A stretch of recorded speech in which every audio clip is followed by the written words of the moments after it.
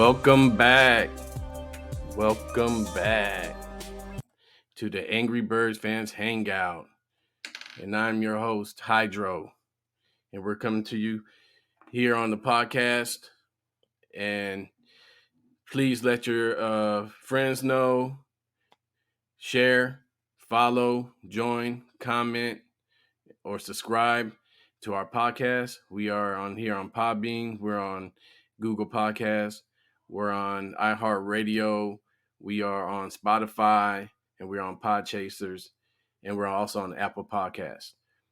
So please spread the word. Let's reunite these Eagles fans. Like I said, this podcast is for Eagles fans, for us to come together and discuss our team, talk shit about our team, talk shit about other teams, and just discuss the ins and outs and how our team is doing. Give updates, give highlights on games. So please spread the word. All right.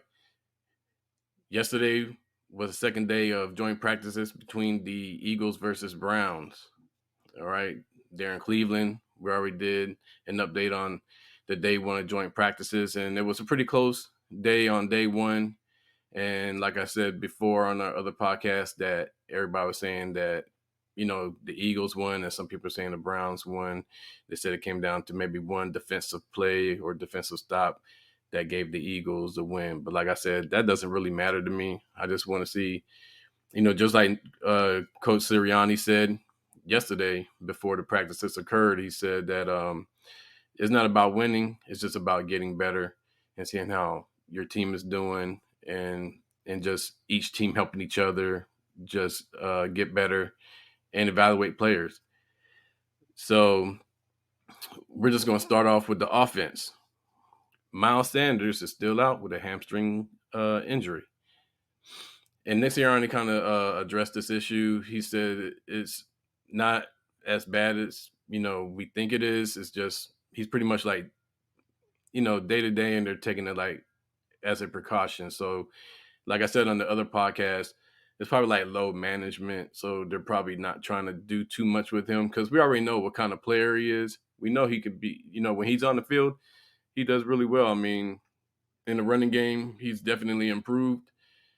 But in the passing game, I mean, he probably still needs more improvement because his rookie year, he did really well. But, last couple of seasons, he hasn't been very reliable in the passing game. And he's kind of mentioned that too lately, that he wants to improve his game in that area because he wants to be a versatile running back. He wants to be kind of like a dual threat. And so, here, with the Philadelphia Eagles, we're used to dual threat running backs. So, but AJ Brown had a pretty good day yesterday. So yesterday, before I go into players, yesterday was pretty much the teams working like on red zone offenses and red zone defense. So, trying to improve, their game and play calling in those areas. So, and AJ Brown, he did really well, him and Dallas Goedert. And that's the reason why these two players, well, that's one of the reasons why we bring AJ Brown in, because he's that big type of receiver that we don't have. The last one we had was Alshon Jeffrey, and he wasn't really, to me, he was a tall receiver, but he wasn't really big, but he could win 50-50 balls. And that's the same thing with AJ Brown. And he's been proving that all camp so far, that if Jalen Hurts gets him the ball, he's going to win that 50-50. And he did that in the practice yesterday. So he got one over Greedy Williams, kind of looking like he Randy Mossed him pretty much. So the ball went up. They both went for the ball, and he just took it out the air and muscled it away from Greedy Williams, and they scored a touchdown. So he also scored another touchdown where he did a really nice catch, and he was able to toe tap in and get the score. So not only is he that big receiver that can just rip the balls away from cornerbacks. He can also finesse the catch and get both feet in. And Dallas Goedert is the same way. Man, the red zone, those two guys, we're going to be very dangerous in the red zone. Um, like Dallas Goedert, if you give him a 50-50 pass, he's going to get it. And I think he caught one pass, but I think it was on one versus ones, I think, that it didn't look like he was going to catch it because the defender was there. The defensive back was on him, and they were both going for the ball, and he just happened just to come up with the ball during that 50-50. So it's good to have those two guys on our offense. Now, Jalen Hurts. Jalen Hurts struggled at the beginning during his practice, so he was missing a lot of passes, and I think he had a lot of incompletions on the day. I don't know what the exact numbers are. I don't remember, but I think he probably was like 10 for 18 or 19 or whatever, but he got 6 touchdowns. So yesterday he was like on money, wasn't missing a lot of passes, but he didn't score any touchdowns. But today he scored, or during that practice yesterday, he scored 6 touchdowns, which is great because that means, he was, he was reading the defense. He was probably throwing passes on the money to where, especially in the red zone, because you got throwing really tight windows in the red zone. So he was probably throwing some pretty tight passes that were, pretty accurate to get 6 touchdowns. So, I mean, all in all, I would say it was an up and down day for him. So he wasn't up and he wasn't down from yesterday. He was probably like even, but I would say his day one was probably better. But day two, if you're more of okay, is he like, are his completion percentage? If you're a completion percentage guy, you'll say day one. If you're a touchdown person, don't care about completions like myself, I don't care as long as you win. I mean, you can miss more than half of your passes, but if the ones that you connect with win the game, that's all that matters to me. All that matters is winning. Stats, I'm not stats don't dictate how well a player plays to me, you know. So, but I'm kind of it's encouraging to see that you could tell that Jalen Hurts is making that improvement. He's on the up. He's not on the down. So that's very encouraging for us as Eagle fans because that's where we want to see him. We want to see him making that progression. We don't want to see a decline in his performance because that means that even with all these weapons we have on our offense, it doesn't matter because he's not going to be able to execute at that high level. But being that, his accuracy has improved even on his deep ball and his timing. Like I've seen his timing get a lot better. Like just even in that one series in the preseason game, you could see he was like releasing the ball even before the receiver was completing that route. So like even the touchdown pass to Dallas Goedert, he knew just by reading the defense, he knew what kind of coverage they were giving and that Dallas Goedert was going to be the guy that was open because I think A.J. Brown probably was his number one target. It just depends on how they ran the play because A.J. Brown could have been clearing out to get Dallas Goedert, over into the middle, into the flat. But Jalen Hurts delivered that ball. Even before Dallas Goedert was turning, looking back at him, that ball was already released from Jalen Hurts' hands. So his timing is a lot better. That's one thing I have noticed. Now, Smitty is Smitty, the Slim Reaper, Devontae Smith. Man, he is still out there. He was still making, he just continued on from day one into day two. And man, if he keeps playing this way into the regular season, he's going to have 1,000 yards. He might be the leading receiver on our team with A.J. Brown and Dallas Goedert not far behind him. But it's kind of nice because, we have Dallas Goedert and A.J. Brown. There are like our mid short to mid-range guys. So you can give. So if you're trying to get a third and short, or if you're trying to get short down yardage for first down, you have Dallas Goedert and you have AJ Brown, because if you get an AJ Brown, especially on the slant, he's going to get yak. He's going to get yards after that catch. And so does Dallas Goedert. Dallas Goedert, he is a yak guy too. That's one thing I could say, that he's better than what we had in Zach Ertz. Like Zach Ertz' hands, like if the ball hit his hands, Zach Ertz was catching it, but he did not have good yards after catch. Like somebody that just touch his shoestring and he would fall down. So many of you know what I'm talking about.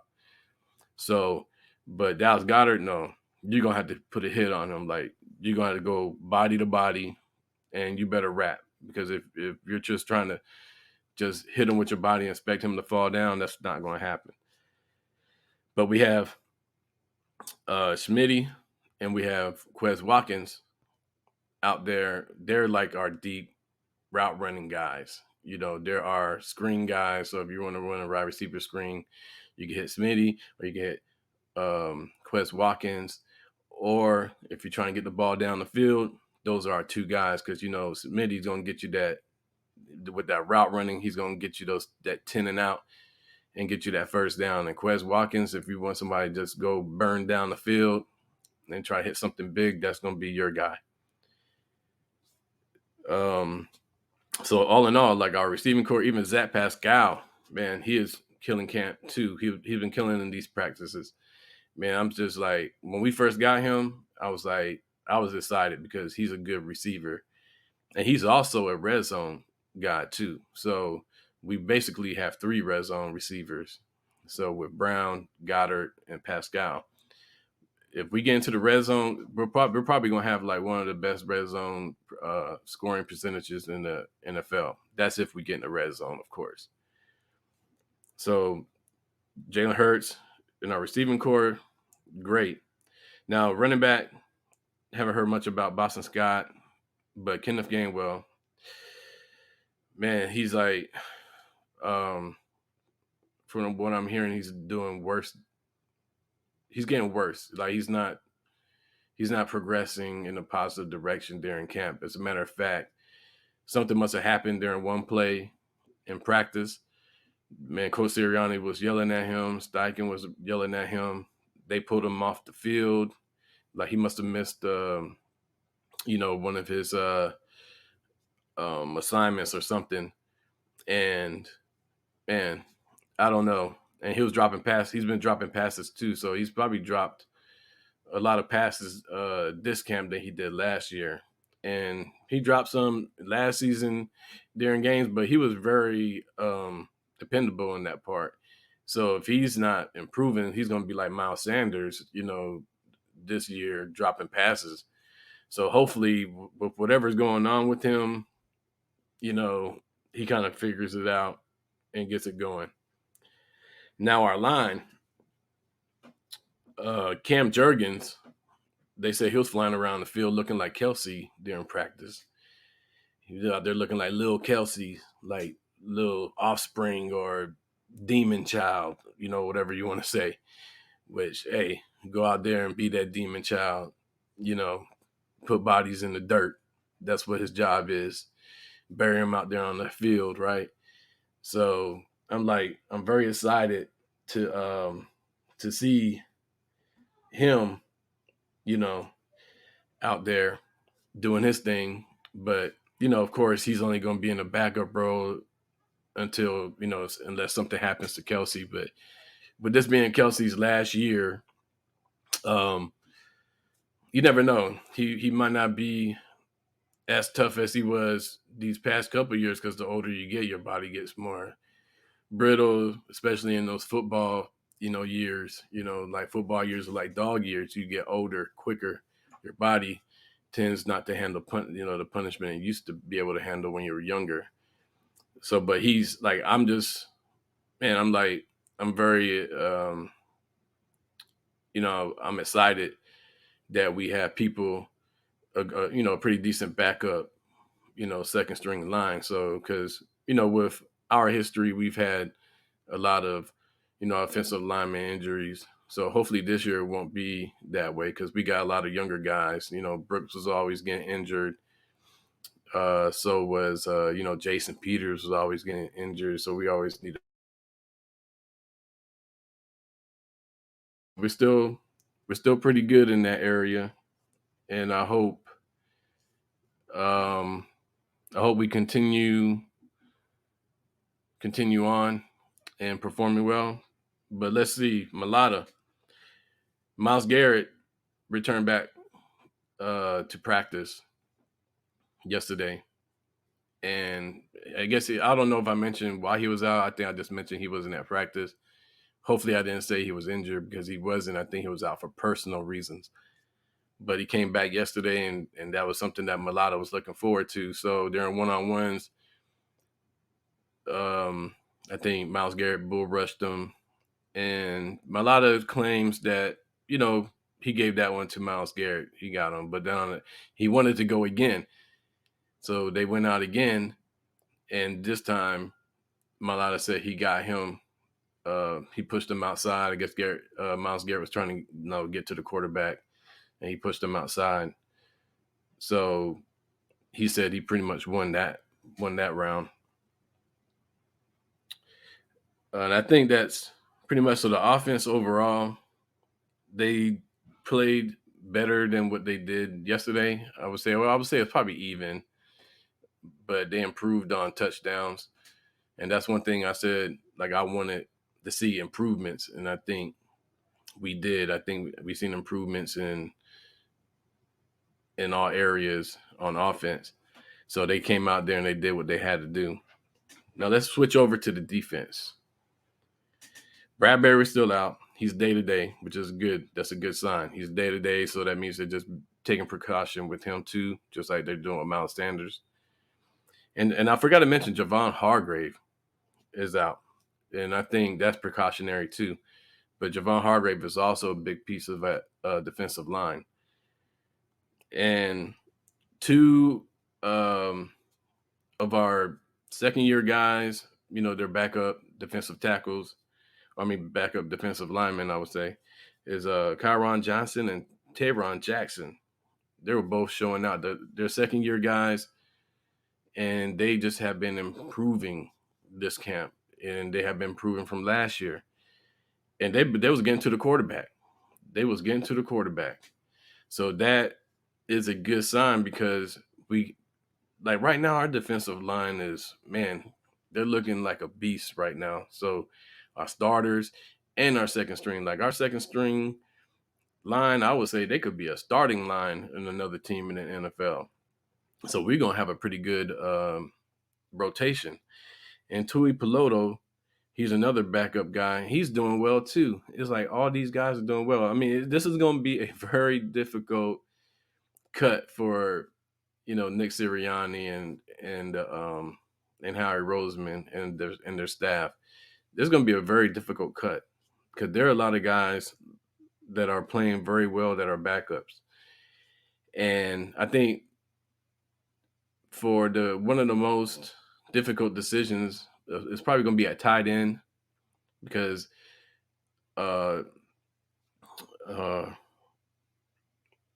those two guys have been playing like really well. So I think Calcaterra was injured, so it was probably going to be an easier decision, like to go with Togiai. But Calcaterra was playing. They were saying he was probably playing better, but he came back yesterday and he played well, except for one catch. He missed the catch because he was trying to catch it with one hand. And Nick Sirianni got on him talking about you need to use two hands when you catch that ball. So that might not be a good look on him when it comes to doing these cuts. But it's going to be a difficult decision for these guys, for the tight end position. So I think for the receivers, it's not going to be bad. But we'll get into the cuts because after this first preseason game, I'm going to come back on Monday with another podcast. And then we're going to discuss who we think is going to get cut because they got to make cuts on Tuesday. So they might make cuts on Monday, and we might already know by then by the time I do the podcast. But they'll probably, because they're gonna be off on Monday. So, but the coach staff might get together on Monday, or they just might come together on Tuesday and make that decision, because they probably already know in their mind who they're looking at and who they think they might cut. But they probably want to see them play first in this preseason game and see if who shines and who doesn't. So this is going to be a very important preseason game for these young guys and these backups, because they're pretty much playing for the job.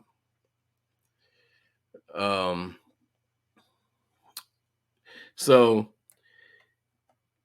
staying with the defensive line, Josh Sweat, man, Josh Sweat. Oh, he's been a beast in camp so far. And I love hearing that, because I remember the first time I saw him, I was like, man, this guy has so much potential. But then when he played last year, he finally got a starting role. He did okay. Like, well, at the beginning, he wasn't doing too well at the beginning of the season, but as the season went on, he made a lot of improvements in his game, in his play. And so, like, I'm very interested in seeing how he does this year, because, man, I think, like I said, with that line, man, somebody's going to be eating. Somebody's going to be eating a lot. They're going to be some quarterbacks. They're going to have, like, some quarterback stew or something, man, with these guys. If I was a quarterback, I would, like, this. It's not going to be, man. I I'll be sweating just to see Josh Sweat. You know what I'm saying? Uh, N'Kobe Dean got some play yesterday, and he made some pass breakups. He's been doing well. Marcus Epps is the man. Like, there's no ifs, ands, or buts about it. That is our starting safety. But we have a huge drop off, I believe, when it comes from our starters to our second. Anthony Harris is doing okay, but he's like even kill. I just hope that he with Epps back there, that he plays a lot better than what he did last year. And then but Kayvon Wallace has been playing too, and they say he's been playing pretty well. Like, he's kind of upped this game. So, like, he's going to be, I guess, a good backup if something happens to one of these guys. Like, he can come in there and handle his own, which I hope he does, because he didn't play too well last year, not in my eyes when he was in the game.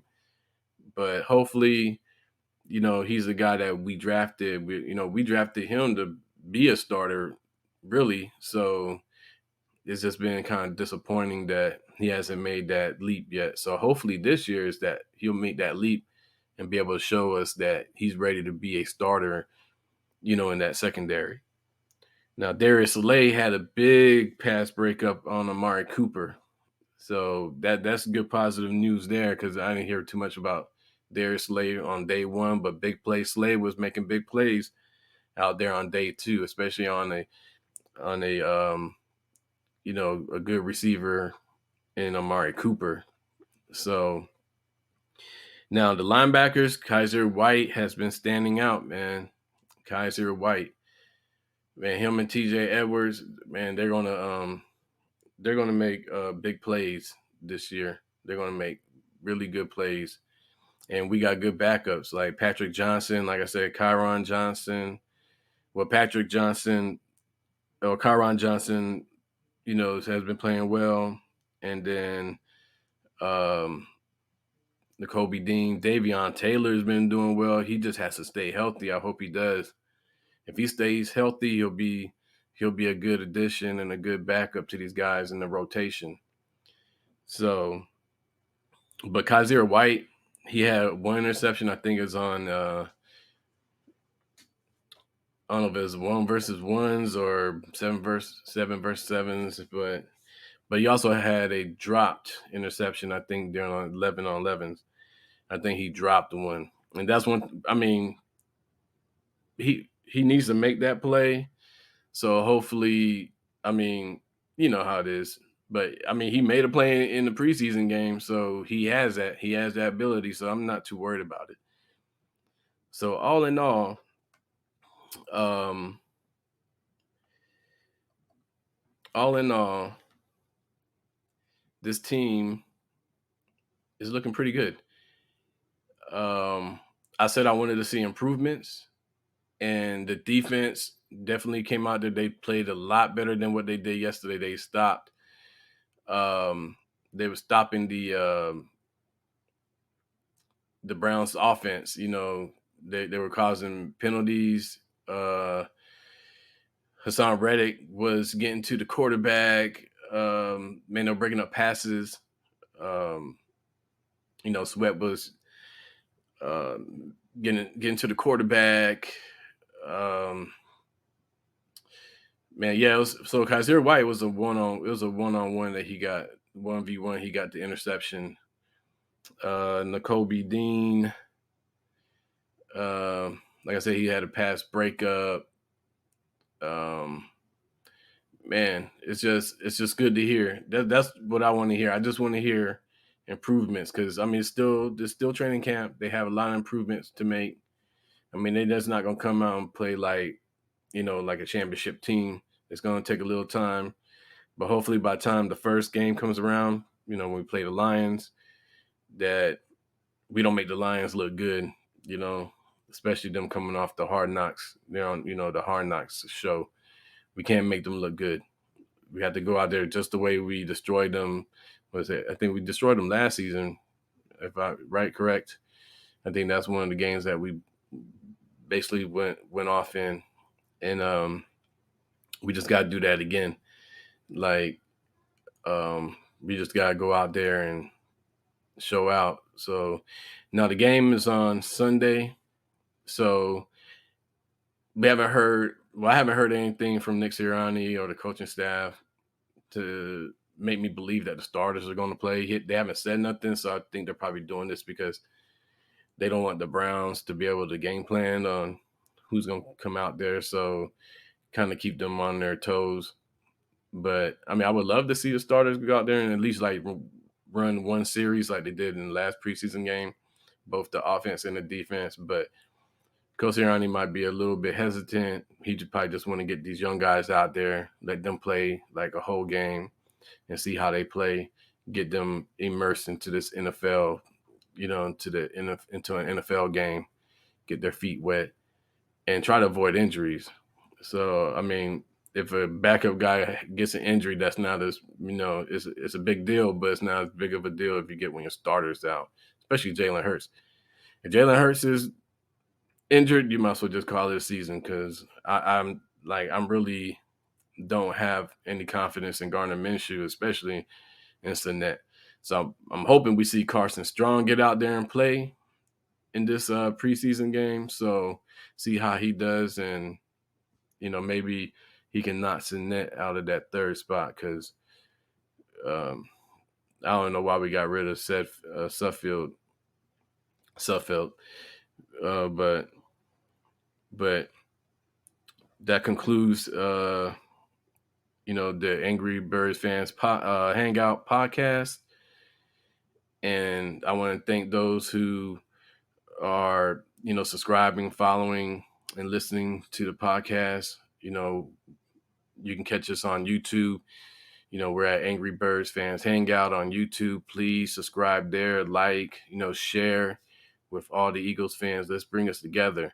And so I'm still debating whether I should go live on Sunday for this game, because if I do, it's only going to be maybe for one quarter or for half. But if not, I'll definitely will be back on Monday, the 22nd of August, with an update and highlights from this preseason game, and pretty much just like we did here today, just go over how the offense did, defense, which players stood out, which players, and also we will go through the depth chart, the roster, and kind of try to make our predictions on who goes and who stays, like who will go to, I don't like saying who goes to a practice squad because, if they cut a person, another team can pick them up. But we just say who gets cut and who stays. So I'm just going to go down the roster. We'll go by offense. We'll go by defense and see if we can cut it down to the 53 and kind of see if if my predictions and your predictions, when you make it, by listening to this episode. You make your own predictions, and we'll see who was right and who was wrong. So I look forward to that. And thank you again. Please again, follow, like, share. Share the Angry Birds fans hangout. Come on, like I said, let's reunite all these Eagles fans from around the world. Let's all get together on this podcast. Like I said, I'll be going live, and when I go live, you can join in and you can call in. You can ask me questions. I'll ask you questions. If you call in, be prepared. I'm gonna ask you questions, and I want to see how you answer. About your team and about the players. So you could also comment during the live broadcast, and I will try to read those comments. And like I said, if I can't get to all of them, don't get mad at me. So, but until next time, thank you for joining the Angry Birds fans hangout, and I'm your host, Hydro.